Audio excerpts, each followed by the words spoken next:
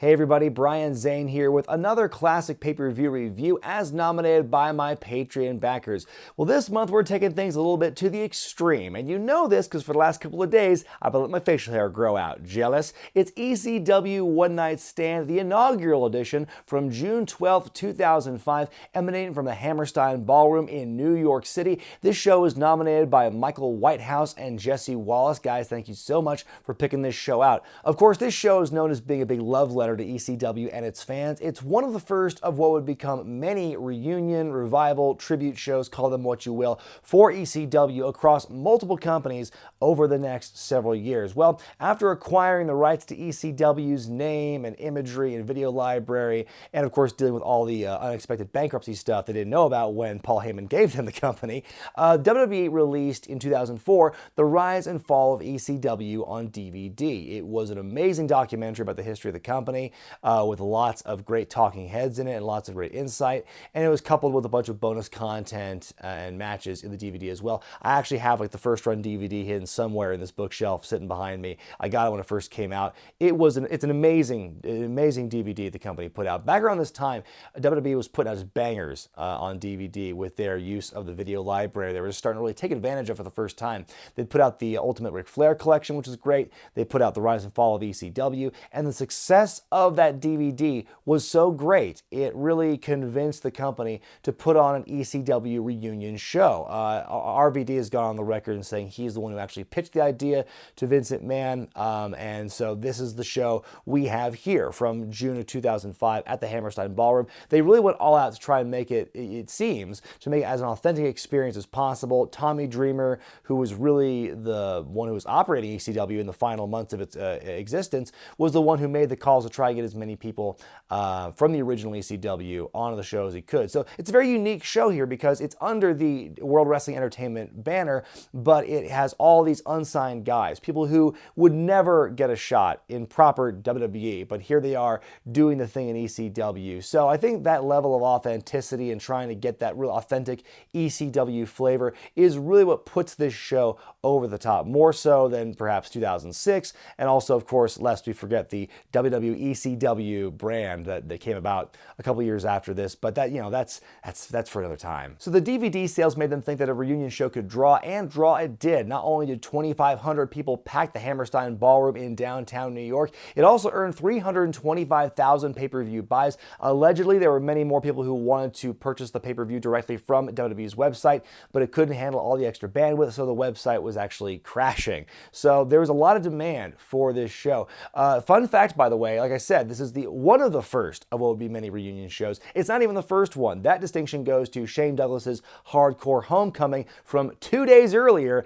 at the old ECW arena in Philadelphia. If you watch both shows, you will actually see some overlap. Like I said, they went all out and trying to get all these, original ECW guys who weren't exactly signed. And although, you would never see any of the signed WWE guys who used to be in ECW working Shane Douglas's show, if you watch both shows, there is overlap in some of the other talent that they use.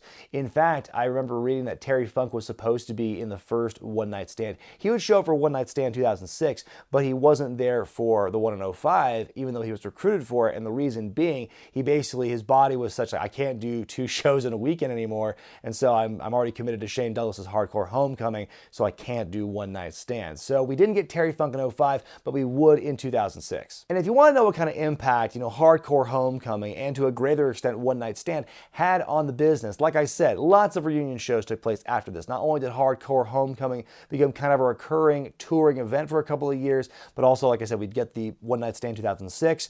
At least WWE knew when to stop, and they stopped it too, and they stopped like after those 2 years, because for years afterward, we'd see more of these reunions. In particular, when TNA did Hardcore Justice, like many years after the fact, like well after the ECW horse had been beaten to death, they were still carrying on with this thing. But it's safe to say that One Night Stand, how successful that was, really started the trend. I love the way the show opens. It's true to form. All the fans in the Hammerstein Ballroom are chanting EC-dub. The cameras are making all these frenetic, fast-paced moves, these pans, these zooms and everything. It's really cool because you never actually see the set until the music kicks in, and then they do this hard snap zoom into the set to really see the big reveal, which I thought was kind of a nice little touch. Joey Styles opens the show. It's his first on-air appearance in any wrestling capacity since ECW closed. He's very emotional here. He hugs ring announcer Steven DeAngelis. He's tearing up. He says, "Oh my God," and introduces Mick Foley, his color commentator, his broadcast partner for the show. Foley and Styles do pretty well here in this show, I have to say.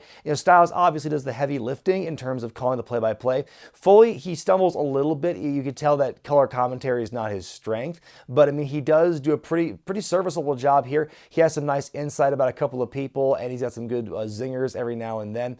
But yeah, it's definitely the Joey Styles show here. Mick Foley's there just kind of basically fill in the gaps, essentially. After the introductions are over with, it's time for the first match, and it's a banger, folks. It's Lance Storm versus Chris Jericho. The Thrill Seekers implode. Of course, it's been well documented. Jericho and Storm, very good longtime friends in wrestling. They met together in training in Canada at the Hart Brothers Wrestling School. They were each other's first opponents when they first started wrestling. They were a tag team in Smoky Mountain as the Thrill Seekers. And so yeah, here, seeing these two together, opening the show is very poetic. This is Lance Storm's final WWE match before leaving the company altogether. He had quit a few months before the company to focus on his wrestling school, which is still going strong, by the way. But he came back for one more match here with Chris Jericho. And of course, a bit of a reunion of sorts with Lance Storm and Dawn Marie. Of course, Dawn Marie was the valet for he and Just Incredible, the Impact players, which they do a nice little homage to, a little tribute to, as Lance is making his entrance. Dawn Marie is dressed a little more conservatively than usual here because she is pregnant at this point. We'll get to more of what happens in the fallout for that a little bit later. And of course, a great nod to the past by Jericho here. He's wearing the Lionheart tights and the vest. So cool. It's cool to see. You can definitely tell with some people on this show how invested they were and how they wanted the experience to be as authentic, as a tribute to the past as possible. The match begins with some good old-fashioned wrestling between the two. We get a "she's a crack whore" chant in regards to Dawn Marie early on. This is definitely not your typical WWE pay-per-view. Big stalling vertical suplex by Storm here. It takes a while for them before they finally start throwing punches. That's how respectful they are of each other. Storm's thrown into the corner, leaps onto the top turnbuckle, goes to jump back, and Jericho drop kicks him. I love it. Tiger suplex by Jericho. There's a kick out. Storm with a super kick and a kick out. There's a big old "fuck John Cena" chant just before the Calgary Crab by Storm. It's countered into a slingshot, lion salt into the walls. Dawn Marie gets on the apron to distract. Jason, the sexiest man alive, gets in the ring and gets beat up. Just Incredible, the other half of the Impact players, appears. We have a triangle drop kick knocking both Justin and Jason off the apron. Storm kicks out of an O'Connor roll. Jericho runs right into a kendo stick shot right in the dome from Just Incredible. Storm pins and wins. We get the Impact players pose. The band is back together for one night only. It's a really cool visual there. I give this one 3 stars out of 4. This is just a great opening match. Terrific chemistry by Lance and Chris here, which is to be expected. Everything looks so crisp and fluid and just nice. If you like technical wrestling with a bit of the high flying thrown in, this is a match for you. They just work so well together. I'm not even mad about the finish because, one, it's like nothing really matters on this show. And I don't mean that negatively. I'm just saying, like, this is a tribute show. It's a live action highlight reel, kind of remember when kind of thing, big nostalgia tour. So a lot of the moments you see in this show, they're not born of any like storylines they've been building towards. It doesn't really go anywhere afterwards. It's just a nice little window into like, here's a tribute to ECW. We'll be seeing that a lot. This one is not as excessive as some other ones we will see down the road in this show. But this is a nice nod to the Impact players and their devious ways. I think the finish makes a lot of sense. Doesn't really hurt anybody. Like I said, this was Lance Storm's final time in the company, and it would also be the last for Dawn Marie as well. Like I mentioned, she was pregnant. She was covering up here. She took time off after this to go into maternity leave to get ready for the birth of her child, and she was let go by the company as a result. She sued the company for what happened there. They ultimately settled out of court. We see Pitbull number 1, Gary Wolf, backstage. He opens up a tribute package, an in memoriam package for all the ECW talent who have passed on. Rocco Rock, Terry Gordy, Mike Lockwood, better known as Crash Holly, the original Sheik, Mike Lazansky, Pitbull number 2, Anthony Durant, Big Dick Dudley, and of course Chris Candido, who had just died a couple of months before this show. It's time for a staple of the original ECW, the three-way dance. This one's got Super Crazy taking on Tajiri, who's accompanied by Mikey Whipwreck, and friend of the show, the old Sandman himself, James Mitchell, versus Little Guido, aka Nunzio, with the whole darn FBI, minus Sal Graziano. You got Tony Mamalu, Tracy Smothers, JT Smith, and of course, Big Guido is carrying Little Guido on his shoulders. The action begins fast and furious here. I think more than anything, this match is designed to be a big showcase for Super Crazy and Tajiri. Not so much little Guido. Even though he has lots of moments to shine in this matchup, the bulk of the shine is on the other two, which makes a lot of sense because Super Crazy and Tajiri had some amazing matches. A great rivalry in the last year or so of the original ECW's existence over the TV championship, and they also took part in a lot of three-way dances involving little Guido in the past, so this is kind of a nice, refresher of that feud. Tony Mamaluke trips up Super Crazy, allowing Nunzio to jump on him. The action goes to the outside into the crowd. Crazy goes up to the balcony, and we get a huge moonsault onto everybody. Super Crazy's back in the ring. Tajiri hits the tarantula for a few seconds. Always love that move. FBI beat the hell out of Super Crazy on the outside. Big Guido picks up Tajiri, but Tajiri missed Nunzio in the face. James Mitchell runs in and just falls over. I think the plan was he was maybe expecting a boot or something from Guido and he just didn't get it, so he's like, I better bump. So he definitely earned his paycheck there. Mikey Whipwreck is now in and things have completely broken down. Whippersnapper from the second rope to Nunzio. Tajiri pins and eliminates little Guido. We are down to singles action now because, of course, the three-way dance is different from a triple threat in the fact it's not one fall to a finish. It is elimination style. Crazy hits some moonsaults. Mikey gets involved once again. We get this awkward moment between Super Crazy and Tajiri, which gets a "you fucked up" chant. They quiet that down right quick with a powerbomb. Crazy hits that third moonsault, even though Mikey Whipwreck is still able to stop him, but he doesn't. And Crazy wins the match. I give it 2 stars out of 4. It was a very fast-paced match, not a lot of breathing room. This was a very condensed, compressed version of what a three-way dance is. If you watch any of the original three-way dances, they're frenetic and wild, but not this frenetic and wild. This is like the first of many times you'll see a lot of kind of overbooking. It's basically, I don't blame them. I don't fault them for this because they're trying to get as many friggin' people onto the show as possible. And so you've got this massive, goofy stable in the FBI. You've got Mikey Whipwreck and James Mitchell, Sinister Minister, in Tajiri's corner, and which makes a lot of sense because of the connection there. But it's one of the first of what will be a few times in this show where it's like, let's see all these people in, and it's kind of to the detriment of the match. This was a wild match, but it was totally stripped down. Like, it was basically like a highlight reel of what the three-way dances these guys. Just before I recorded this show, I watched an old three-way dance between all three of these guys from like '99 just to get some context. Like, okay, yeah, that one from '99 was way better than the one in 2005.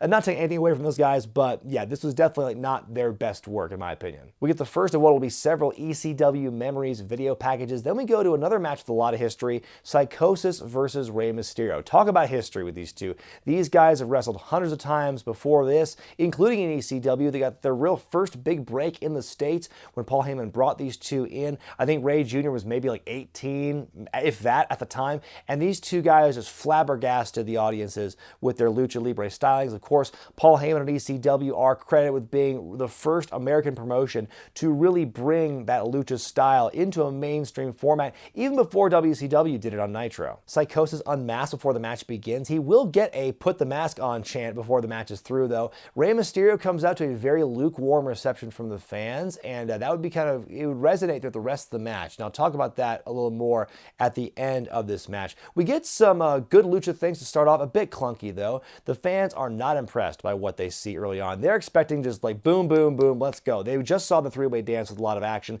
They want to see more of it from these guys, and they don't really give it to them early on. It's a lot of just kind of like sizing each other up. We get some boring chants. They boo a sleeper hold by Psicosis. Fuller with a great call saying the fans are very particular in what they like in ECW. He goes on to say, which is why I didn't bring Mr. Sacco to the show. Psicosis throws Ray out of the ring, and here's your damn fly move, kid. Psicosis with a huge diving leg drop onto Ray, who is draped over the barricade. Psicosis goes for a corner dropkick but misses the mark. Big facebuster by Ray. Psicosis eats the corner post, and what a follow-through over the barricade and into the fans. I love that sell. Big ass dive by Ray into the crowd. The fans boo the 619, but they cheer for the West Coast pop. Rey Mysterio wins the match. I give this match 2 stars out of 4 as well. This match was one of the shortest, if not the shortest match on the card by a lot. So it's hard to get invested into a match that short. Also, the match quality was very boring at first. It ramped up a lot by the end, so I'll give them that. This match just unfortunately couldn't live up to what these two are capable of doing in the past, which I don't want to blame them for. It's been 10 years since their first appearance in ECW. A lot has changed since then. Ray, of course, has had multiple surgeries in his left knee. There's a nice nostalgic moment to see these two wrestle, but unfortunately, I think that's as far as you could really go with it. The match itself wasn't that great. Going back on what I touched on earlier in the match, match, it just fascinates me how much scorn Rey Mysterio got for this show. He got booed when he came out. He got booed doing the 619. He would do the 619 again later in the show to Eric Bischoff and get booed for it. I guess the fans just think the 619 is kind of a goofy move, like, and why they booed him when he came out, I didn't understand as well, because like, why is there this animosity towards Rey? Because, you know, later on, Benoit and Guerrero come out. They have a great match. They're not doing like the retro thing Jericho did, where he put on their, you know, they're not putting on their old tights, you know, for the cheap nostalgia pop and everything. And they're received very well. And I would like to think that Mysterio is kind of in that ilk of Jericho, Benoit, Guerrero, where they're kind of these workhorse guys. So why is there this scorn for Mysterio? I've never really understood it. I think, you know, maybe it has to do with the fact that, you know, at the time, he was also going against a lot of bigger guys, and you kind of lose that suspension of disbelief when Rey is made to look like such a valiant figure against the bigger guys. This would get a lot worse once he became the world champion for the first time. But yeah, maybe the ECW fans knew something we didn't at the time. We get our first look at some of the anti-ECW Crusaders from SmackDown. Now, in the build-up to this show over on Raw and SmackDown, we didn't get a lot of hype for the matches themselves on this show. It was mostly focused on this battle between, you know, ECW, the anti-establishment, and big bad WWE, and all these wrestlers on Raw and SmackDown who wanted to protest ECW's resurgence, and because ECW's trash, it's crappy wrestling, and so all these guys from Raw and SmackDown met under a united front to buy tickets to ECW and sit there and protest. Yeah, that'll show them. Buy tickets and fill their coffers and sell out some seats. That'll fucking show them. But anyway, in this first round of SmackDown, guys, you have Kurt Angle, JBL in the cabinet, Matt Morgan, and Carlito. They all bought their tickets, and they are sitting up there in the back balcony. We get a big "fuck you SmackDown" chant. Mick Foley says like they're pooping in the punch bowl. We will see more anti-ECW Crusaders as the show goes on. More ECW memories. Then we get Joel Gertner, the quintessential stud muffin himself, showing up to the SmackDown guys in the balcony. He tries to get one of his famous innuendo-laden rhymes in, but Angle and JBL kick his ass out. Well, at least he got a nice pop when he showed up. Kurt takes the microphone and tells ECW fans that they're the lowest form of scum on earth. We get a "you suck dick" chant from the crowd, and Angle quite possibly delivers the greatest self-own in history. Your mother taught me how! JBL then takes the mic and runs down the fans. He mocks them for going onto the internet to complain. He talks about how he sells out arenas all over the world. He goes on and on and on until Rob Van Dam and Bill Alfonso interrupt. RVD is wearing a leg brace here, heavily taped up knee, still recovering from knee surgery, so he won't be able to wrestle tonight. But he does cut a very passionate promo here. A little rambly at times, but the passion and the energy is very much there. I love that he prefaces the promo by saying, "No creative geniuses write my promo tonight. This is going to be a shoot." Back to the time before RVD's vocabulary was limited to just saying cool or whatever, which is a great callback. It's a great reference to that, because that's one of the biggest, I think, knocks people had on RVD when he came to WWF in 2001, was that they immediately made him this one-dimensional character where it's like, hey, he's a pothead, let's make him just say cool or whatever all the time.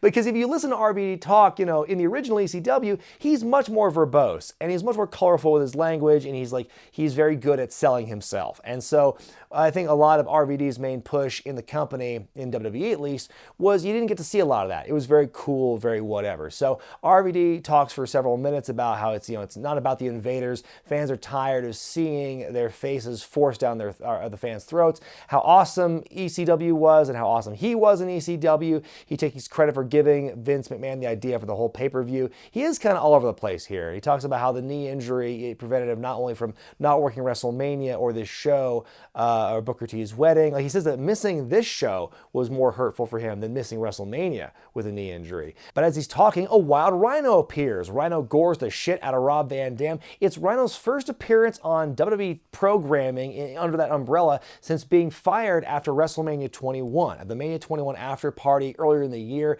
he and his wife got into an incident, and it was very public, and he got released over it. So he's back here. We wouldn't see him again after this, but still really cool to see him here. The lights go out, they come back up, Sabu teleports in there, and a match ensues. Rhyno starts out hot with a suplex. Sabu eventually gets back into it and knocks Rhyno out of the ring with a chair shot. Airs Sabu out of the ring. More chair shots. He sets the table up, but Rhyno gets back on the offense. Back in the ring, Sabu with a top rope Hurricane Rana. Fonzie tosses the chair into the ring. Sabu does more Sabu things until Rhyno trips Sabu up and he lands face first onto the chair. Rhyno gores the ref. He pile drives Sabu, but RVD's finally back in the ring. He takes out Rhyno. A drop kick to the mush in the corner with the chair. Fonzie produces a table. They set up Rhyno for the big Arabian skull crusher off the top. The chair is there, but it's not really impacting the move at all. Sabu pins and wins. I give this one 2.5 stars out of 4. This was a surprisingly clean match for Sabu. He really put on his working boots tonight and I don't think he really botched anything. It was just a very big kind of car crash looking match.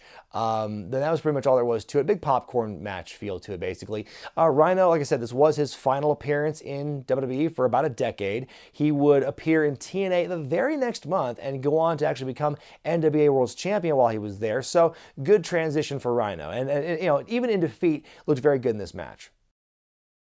Backstage, we see another ECW alum, Al Snow, talking to Head. He accuses Head of calling the SmackDown guys and bringing them in. He calls them assholes. And then he introduces more ECW memories. And speaking of those SmackDown assholes, here come the Raw Crusaders, finally. I guess they took a separate subway to get here.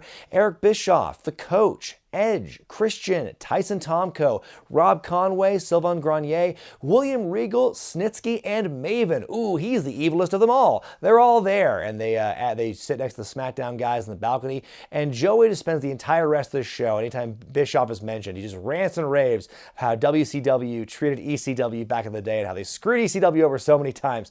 And like I've been saying this a lot, but it will get more ramped up as the show goes on. Up next, a match that's sure to be another great one, Chris Benoit versus Eddie Guerrero. The announcers do a very good job putting over the pedigree of these guys, and they said that this match is the answer for all the detractors who say that ECW is just about blood and guts. I mean, obviously that's a part of its trademark, but the technical wrestling was also a big part of it too. Benoit, Guerrero, Dean Malenko as well, all part of that kind of core of guys. And also they put over the fact that, you know, in ECW, they never were able to promote this particular one-on-one match, but here we have it here in this tribute show, so that's kind of a cool deal. This is heel Eddie here, and you can tell because he has this evil cell phone theme when he comes out. This is just before SummerSlam 2005 when he and Rey Mysterio would fight over the custody of Dominic in a ladder match.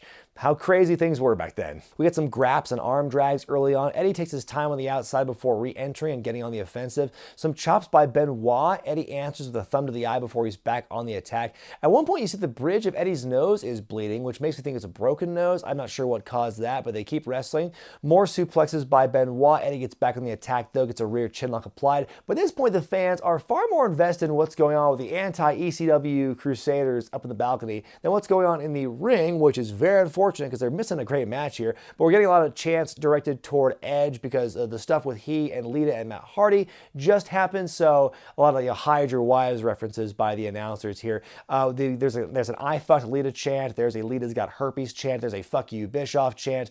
Anything to be doing with those guys is what they're focusing on and not on the match itself. So it does seem kind of disrespectful to Benoit and Guerrero. I mean, I know it's ECW and the fans can get pretty wild, but it just seems weird because it's a really good match on our hands here. I love how Eddie ducks out of the way of a Benoit charge. Back to the outside they go. Eddie clatters Benoit with a chair to the back. Eddie with a superplex to Benoit goes for a frog splash, but Benoit moves. Both men are back up after the double down. Benoit and Guerrero trade strikes. Benoit with a clothesline, which gets a weird kind of bump from Eddie. I don't know if he didn't expect it or what, because he's like, I'm going to fall now. And then we get a lovely Northern Lights suplex, multiple Germans, a diving headbutt, all the greatest hits from Benoit here. Benoit goes for a crossface, gets it locked in. Eddie's in it for a while before he finally taps. One thing I noticed at the very end there is it seemed to be this kind of just lack of selling from Guerrero at that point, where he's just like in the crossface. He sits there for a while before he finally taps. If you want to compare, look back at WrestleMania 20, how Triple H sold the crossface when he was in it, compared to Eddie Guerrero. It's night and day. I don't know what was going on there, but this was still a very good match. I give it 3.5 stars out of 4, actually. Just a wonderful, lovely match between two of like the greatest technicians in the company at that time, possibly ever, doing great work. I mean, those two guys, I don't think they could really have a bad match against each other. The one thing that really bummed me out about seeing this match was just realizing, shit, like in just a few months, we're not going to see Eddie anymore. Like that was pretty sobering, just to think like, they're still putting this great work like now, and it's not too long before we lose one of these guys, and then not too long after that, we lose both of them. Jiggity Joel Gertner is back on the balcony and pesters Eric Bischoff. He begs for a job, which causes Bischoff to do a spit take, which I thought was pretty hilarious. Joel's got a resume and a tape, which I popped for as well. Bischoff says, hell no, I won't give you a job. He runs down the fans some more. He throws his beer onto Gertner. He says, ECW sucks.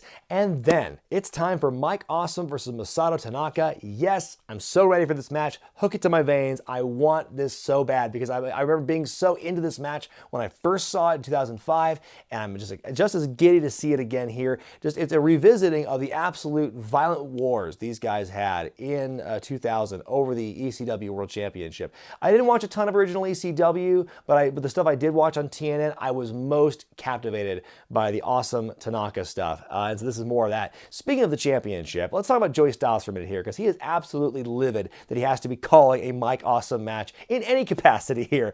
Of course, Awesome infamously jumped ship from ECW to WCW while he was the world champion in 2000, causing this big old controversy. So yeah, Joey Styles very much anti-Mike Awesome here. Calls him a Judas, calls him pretty much every vile name in the book you could possibly come up with. In fact, early on in the match, there is this one moment where Mike Awesome does a suicide dive to the outside onto Tanaka, and Styles with one of the most awkward lines in the history of hindsight. Suicide dive by Mike Awesome, and it's a shame he didn't succeed in taking his own life. They fight their way into the crowd. Tanaka with a running chair attack to Mike's head. They fight their way to the apron. Mike hits an awesome bomb off the apron onto the floor through the table, and that bump was so brutal. Awesome splash from the top. Tanaka kicks out. Awesome goes for a pile driver. It's countered into a backdrop. Awesome holds on. He rolls over and hits a stiff-ass powerbomb on Tanaka. Awesome with 3 straight chair shots to the head of Tanaka, who's not selling any of that shit. He hits a flipping ace crusher to Awesome from the corner. Tornado DDT. Mike kicks out. Tanaka with another fierce chair shot, a big ass German, and a spear by Awesome. A top rope chair shot to the head. Foley and Styles take shots at Awesome's lame gimmicks in WCW, referring to him as the fat chick thriller in the 70s guy.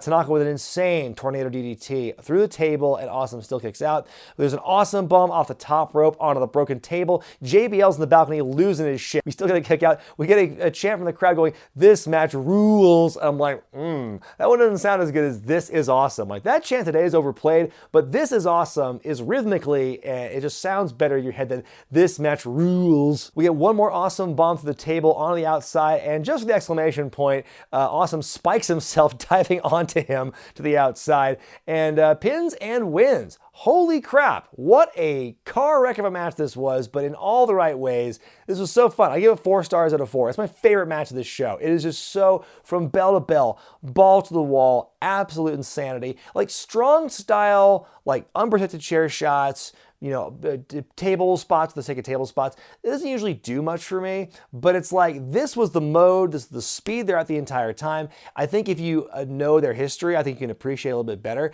but this was just like such a fun match to watch. Joey Styles takes a moment to personally thank the fans for buying the Rise and Fall of ECW DVD, which truly did justify this show happening in the first place. And then it's Paul Heyman time. Before the final match begins, the mad scientist himself comes out with his big leather jacket and his headphones and his press pass and everything to soak it all in. You can see he's getting very emotional as he's on stage. There's a big thank you, Paul chants, big ovation for the mastermind behind the original ECW. He does cover up for the showing of emotion though by saying, "I'm not crying, I just smoked a joint with RVD in the back before I came out here," which is why my eyes are red, which is pretty great. And of course, this is, I'm not going to try and transcribe everything he does here in this promo, but he thanks the fans, he thanks Todd Gordon, he thanks the people who helped him with production over the years, and he turns his attention to the anti-ECW Crusaders, and he goes into shoot mode and everything.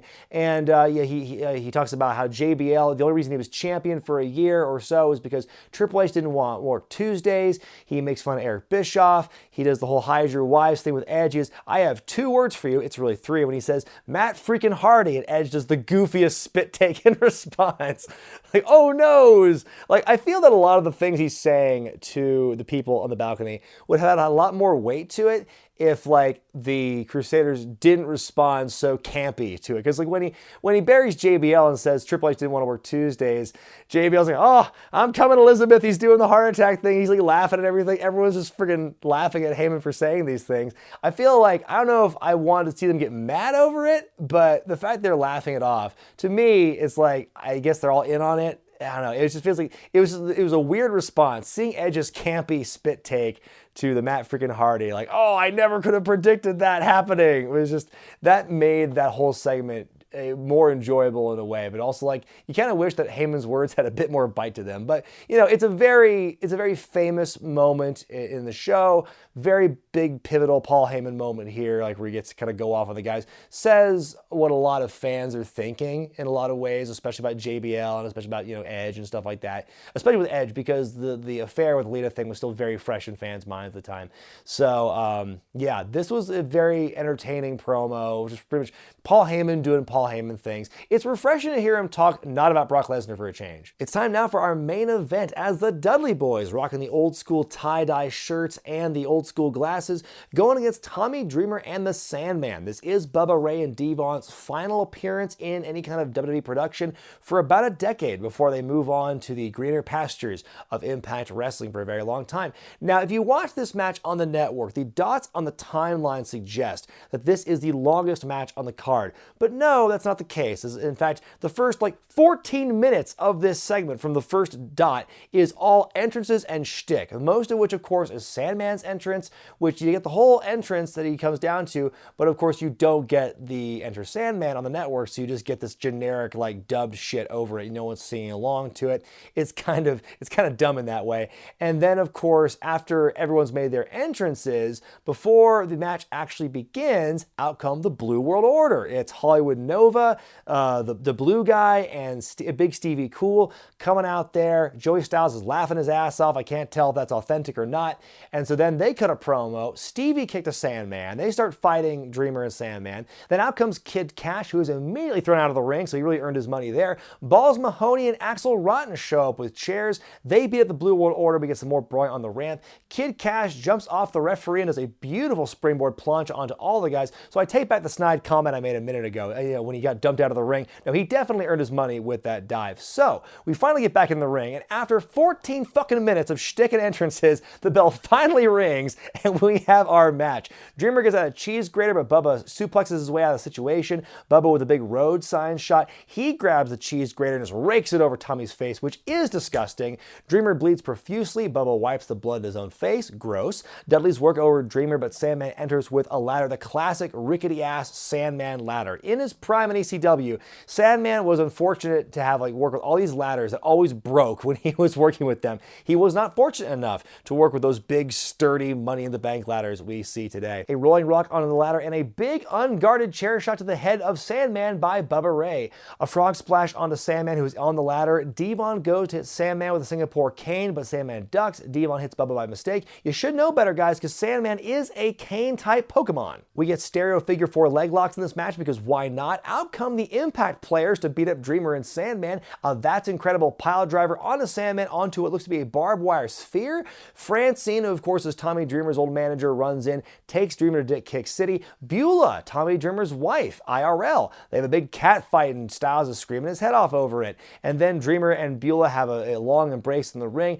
They hit double DDTs on the Dudleys. We get a kick out. Bubba smacks Dreamer and Sandman with the cane. You can just see the blood misting off of Dreamer's head as the impact is made. It looks disgusting. Bubba goes, fuck this, and he grabs the table. They powerbomb Sandman through it. There's a kick out, a 3D to Dreamer. Another table is produced. Out comes little Spike Dudley in the overalls and the tie-dye. Oh, that's such great nostalgia. He's got 2 bottles of lighter fluid and they're spraying the shit out of the table with it. I love Bubba's commitment though, because he's spraying very detailed. He wants to get all the spaces. Takes 1 second to turn around, stomp Sandman, immediately goes back to spraying. He's very committed to his craft. They light the table on fire. They powerbomb Dreamer through it. Pinfall, and that is it.